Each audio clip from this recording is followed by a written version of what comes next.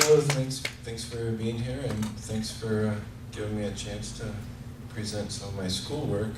I do an online course. It's a distance learning program with Goddard College, so I spend a lot of time just at home on the computer. So this is a great chance to bring it into the three-dimensional world and to share with you. And it forced me to make this.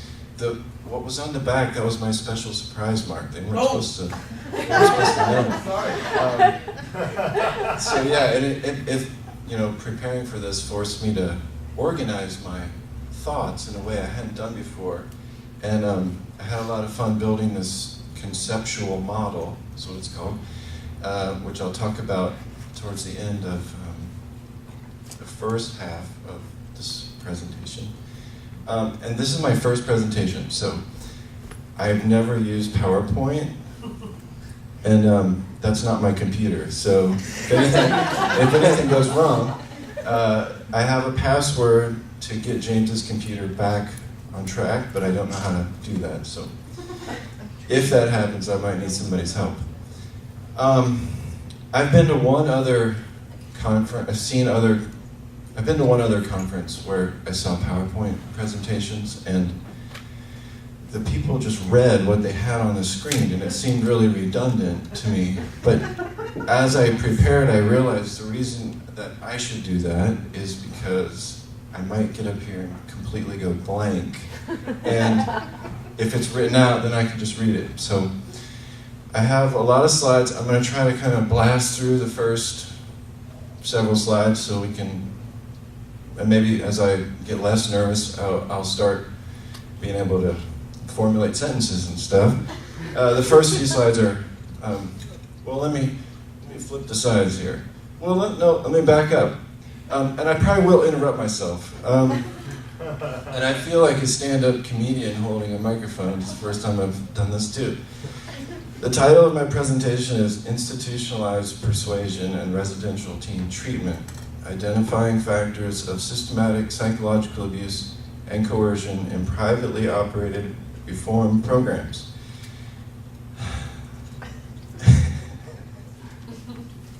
So what I'm going to talk about is, this is a 2-hour, I have 2 weeks of things 2 weeks of information to present that I'm going to try to cram into 2 hours here. So talk about some definitions so you kind of know better where I'm coming from, how I'm defining some of these terms, and share with you some of the perspectives I took as I developed this survey that I conducted last year. And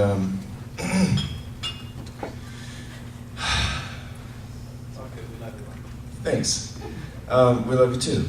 And so definitions, perspectives, theory, talk about the survey, and I'm going to try to read all the items on the survey. There's 38. And then I'm going to talk about some of the implications of the survey, and then the reflections is kind of what I'm most excited about, generating some community discussion that hopefully we can continue to ask these questions together, questions to explore as we address what to do about the fact that there's widespread abuse in institutions and nobody seems to be able to prevent it. Okay, so next slide. Is this too loud? Can I do this without the microphone? No, you need I need the microphone. Okay. There's a stand behind We're into it now. I can't do any technical stuff. That's a different part of my brain, and a very small part. So we'll start with some definitions. To get these the first two definitions I have, institutional abuse, and the next slide is psychological abuse. I found some scientific articles that had done a review of the literature. So this first definition of institutional abuse, these people, Rob and Winfleisch, and I apologize, Rob and Winfleisch, I don't know your first names, they reviewed the literature on institutional abuse.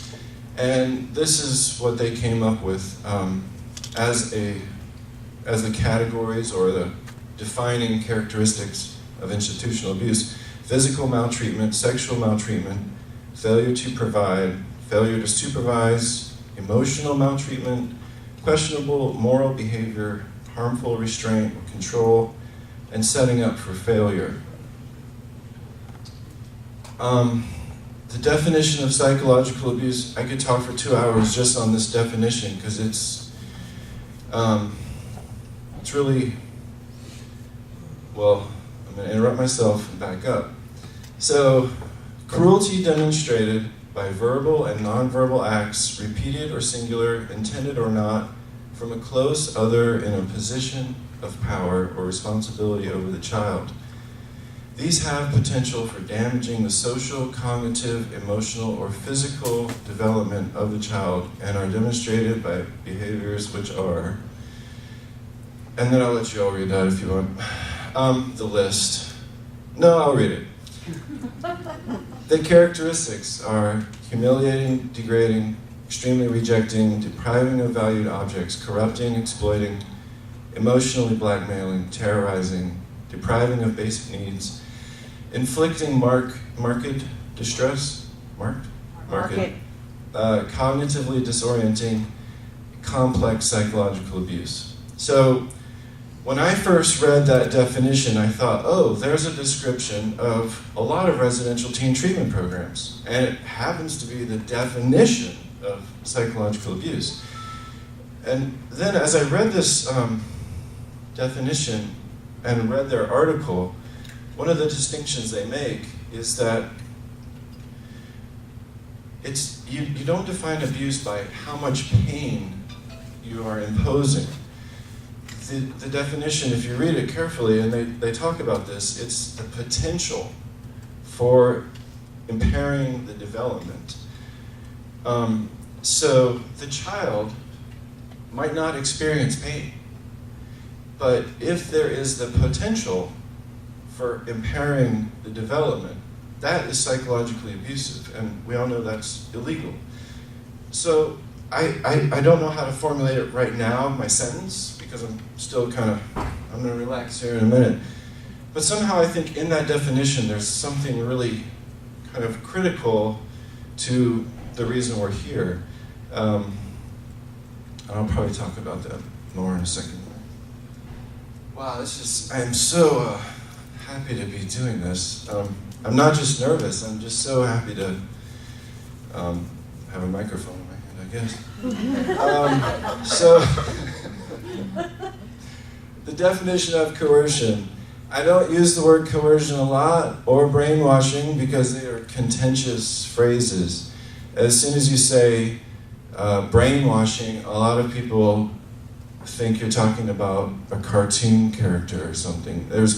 It's kind of a useless word. And the word coercion is also kind of contentious. There's a whole movement in residential teen treatment against coercion, and some of the programs that are non-coercive have some really serious issues themselves. So I've tried to avoid contentious phrases like coercion, but the definition I'm using when I do use it: to restrain or dominate by force, compel to an act or choice, to achieve by force or threat.